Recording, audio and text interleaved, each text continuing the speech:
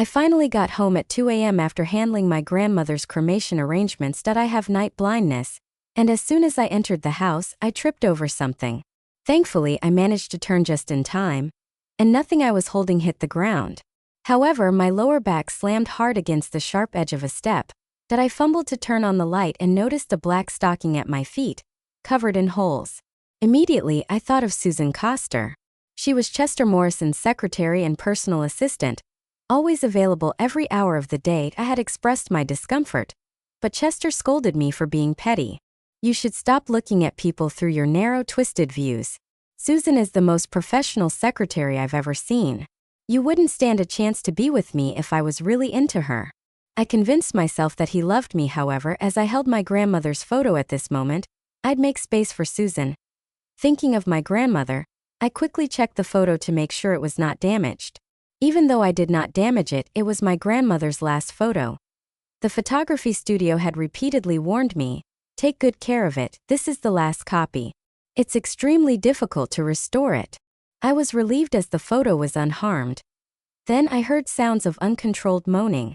Through the slightly open door, I saw Chester and Susan, tangled together on the bedspread my grandmother had sewn for me.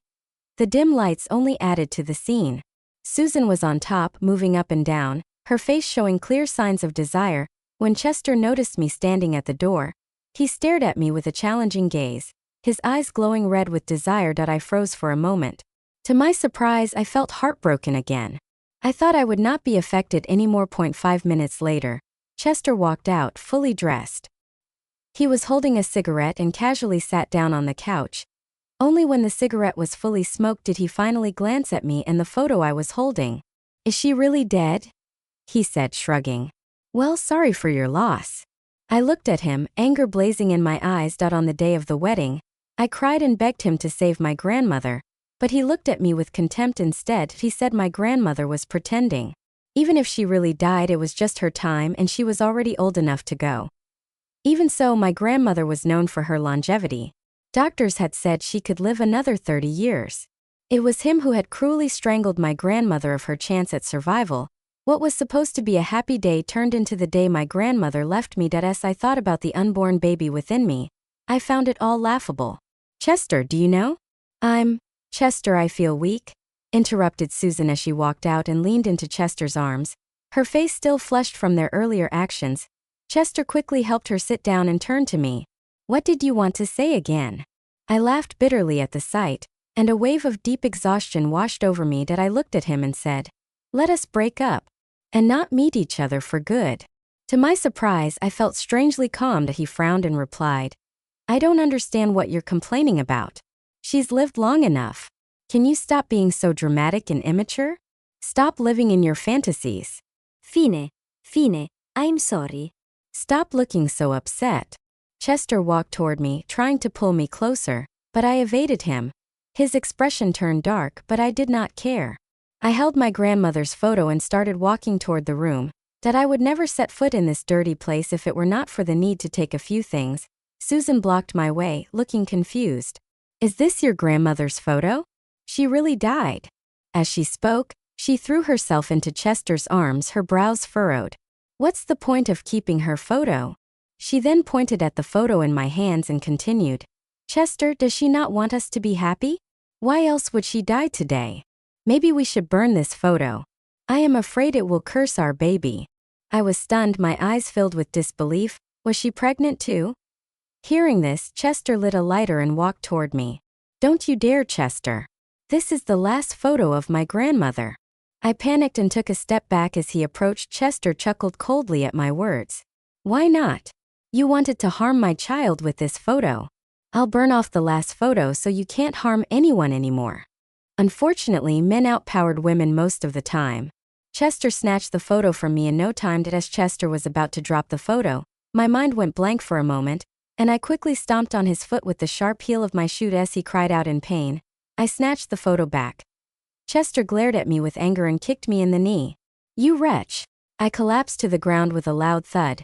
My knee hit the hard floor. The pain was so intense that I could hardly breathe, but I held the photo tightly in my arms out of instinct. Chester! Susan hurried over to Chester's side. Call a doctor. Chester is badly hurt. With that, she glared at me. You're heartless. How could you hurt Chester, who sacrificed so much for you just for that ominous photo? You truly are vicious. I tried to get up, but the pain from my broken bones made my lower body go numb. I could only remain in that humiliating position. Tears fell uncontrollably from my eyes and dropped onto my grandmother's photo. It was not just for myself but also for my grandmother. Once, my grandmother had treated Chester so well that I had been jealous, but Chester repaid her kindness with such hatred. Why did you have to force my grandmother to die with regrets at my wedding? My grandmother saved you from starving during the flood disaster years ago. She gave up her food for you. Is this how you repay her kindness? Leave me alone.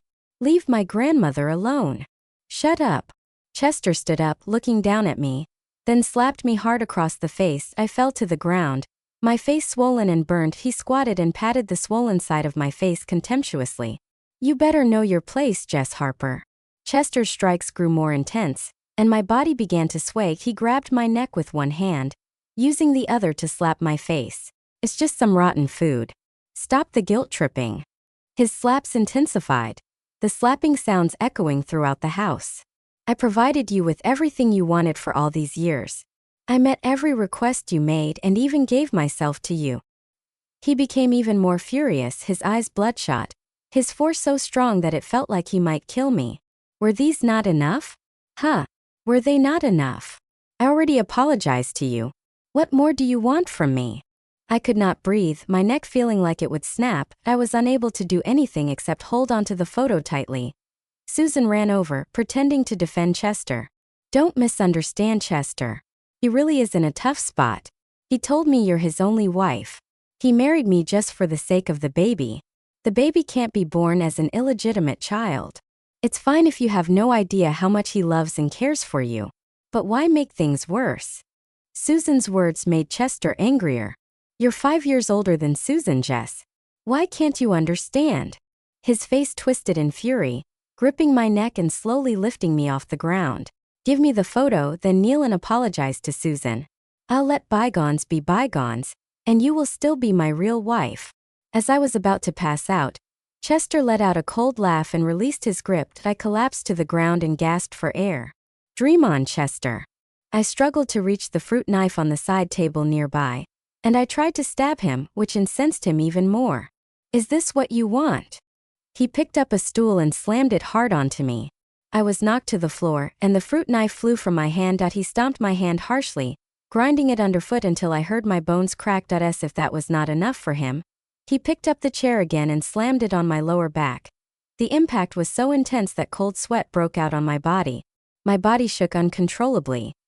Soon I felt liquid flowing from my body, soaking part of my pants. The excruciating pain paralyzed me. I helplessly felt the increasing dampness beneath me, the smell of blood growing stronger. I could clearly sense the baby in me was slipping away. I wanted to call for help, however. Chester's hateful gaze and Susan's mocking smile stopped me from doing so. I held back my tears and the rising taste of blood with all my strength while I held the photo tightly. I tried to curl up, but I failed. The blood flowed even faster. Finally, I could not hold back any longer and spat a large mouthful of blood. A small portion splattered onto Susan. Ah! Susan screamed in shock and hid behind Chester. She grabbed his clothes, causing him to flare up with even more rage. You just can't stop acting like you're the victim. Jess. He kicked my stomach.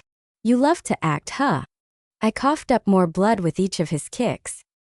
He only stopped until I could not cough any longer. Chester grabbed my chin as though he wanted to crush it. Stop coughing, have you? Have you run out of blood? Your acting is terrible, Jess. You're strong on most days. How can you be so weak now? Are you trying to extort me? At this point, my pants were soaked, turning into blood-stained trousers, a dark, eerie shade of red. A pool of blood began to collect beneath me.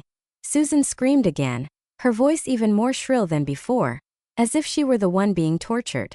Chester. She's bleeding down there. She must have been fooling around behind your back and caught some filthy disease.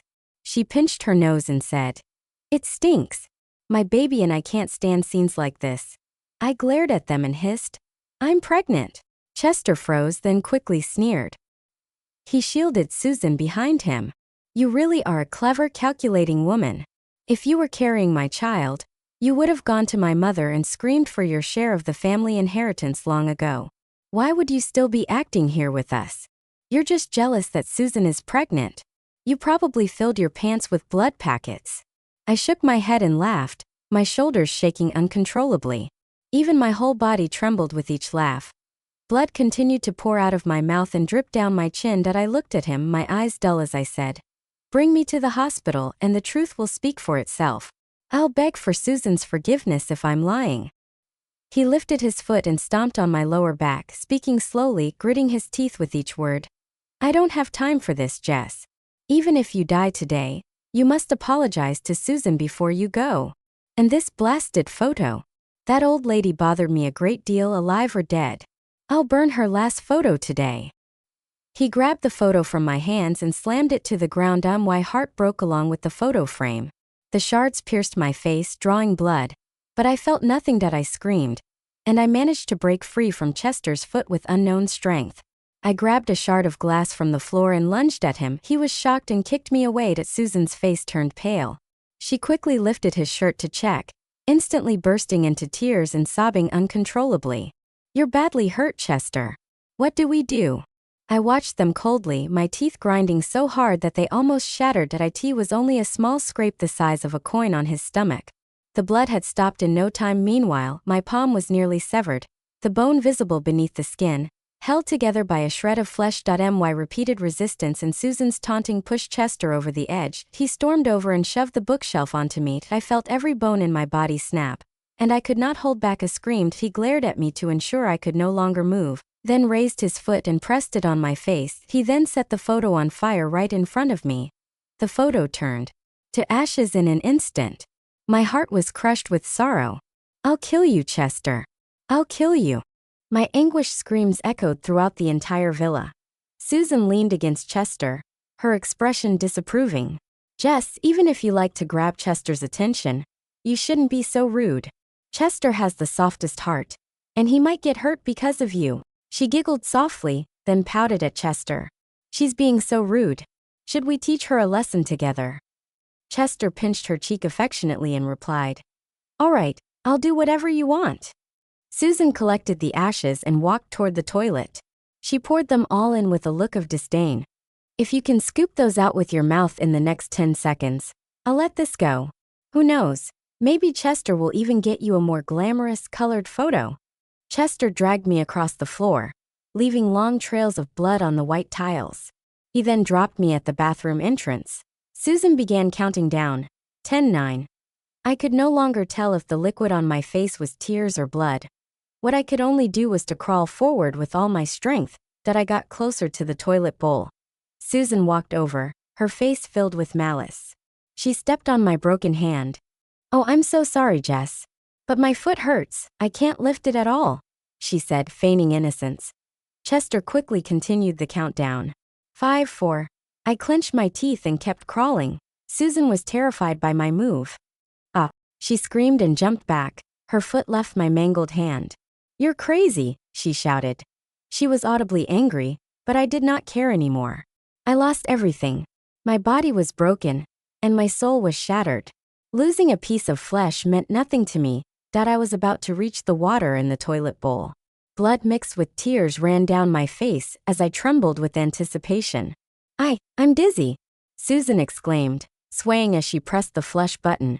Everything disappeared with the flush. My hands shook as they hovered over the toilet. Tears streamed down my face, but I could not make a sound. Susan looked at me with mock innocence. "Sorry, Jessie. It's my fault. I just happened to feel dizzy at that moment." Chester hesitated for a second, but still wrapped his arm around her. "It's not your fault. She's just getting what she deserves for all the bad things she has done. She brought this on herself." I drained all of my strength. I lay on the cold floor, and a bone-deep chill spread through me. Chester glanced at me and frowned. "Stop pretending. If you don't want to apologize, fine. I will not force you. But don't even think about leaving me. And don't bother making empty threats. You end up begging me every time. This is your last chance to back down. Even if you complain to my mother, it won't work." He added coldly, "Susan has suffered enough. I need to make it up to her. Reflect on yourself while I'm gone.